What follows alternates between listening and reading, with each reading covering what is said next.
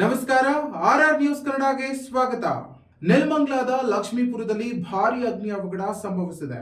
ಗುಜರಿ ಗೋಡೌನ್ಗೆ ಅಕಸ್ಮಾತ್ ಬೆಂಕಿ ಹೊತ್ತಿಕೊಂಡಿದ್ದು ಲಕ್ಷಾಂತರ ರೂಪಾಯಿ ಮೌಲ್ಯದ ವಸ್ತುಗಳು ಸುಟ್ಟು ಭಸ್ಮವಾಗಿದೆ.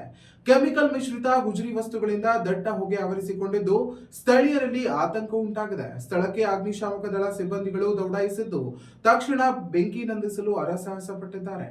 ಈ ಕುರಿತಾದ ಇನ್ನಷ್ಟು ವರದಿ ಇಲ್ಲಿದೆ.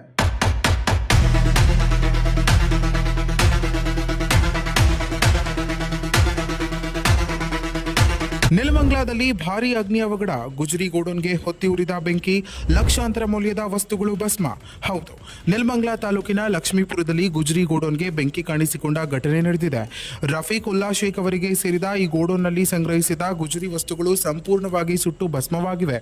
ಇನ್ನು ಬೆಂಕಿಯ ತೀವ್ರತೆ ಹೆಚ್ಚಾಗಲು ಕೆಮಿಕಲ್ ಮಿಶ್ರಿತ ವಸ್ತುಗಳೇ ಕಾರಣವೆಂದು ಹೇಳಲಾಗ್ತಿದೆ. ಇದರಿಂದ ದಟ್ಟ ಹೊಗೆ ಆವರಿಸಿಕೊಂಡು ಸುತ್ತಮುತ್ತಲಿನ ಪ್ರದೇಶದಲ್ಲಿ ಆತಂಕದ ವಾತಾವರಣ ನಿರ್ಮಾಣವಾಗಿದೆ. ಮಾಹಿತಿ ತಿಳಿದ ಕೂಡಲೇ ಯಲಹಂಕ ಅಗ್ನಿಶಾಮಕ ದಳದ ಸಿಬ್ಬಂದಿ ಸ್ಥಳಕ್ಕಾಗಮಿಸಿ ಬೆಂಕಿ ನಂದಿಸಲು ಹರಸಾಹಸ ಪಡುತ್ತಿದ್ದರು. ಈ ಘಟನೆಗೆ ಸಂಬಂಧಿಸಿದಂತೆ ಗಂಗಮ್ಮಗುಡಿ ಪೊಲೀಸ್ ಠಾಣಾ ವ್ಯಾಪ್ತಿಯಲ್ಲಿ ಪ್ರಕರಣ ದಾಖಲಾಗಿದ್ದು ಅಗ್ನಿ ಅವಘಡದ ನಿಖರ ಕಾರಣವನ್ನು ಪತ್ತೆ ಹಚ್ಚುವ ಕಾರ್ಯ ಮುಂದುವರೆದಿದೆ. ಇನ್ನಷ್ಟು ಹೆಚ್ಚಿನ ಮಾಹಿತಿಗಾಗಿ ನಮ್ಮ ಆರ್ಆರ್ ನ್ಯೂಸ್ ಕನ್ನಡವನ್ನು ಸಬ್ಸ್ಕ್ರೈಬ್ ಮಾಡಿಕೊಳ್ಳಿ.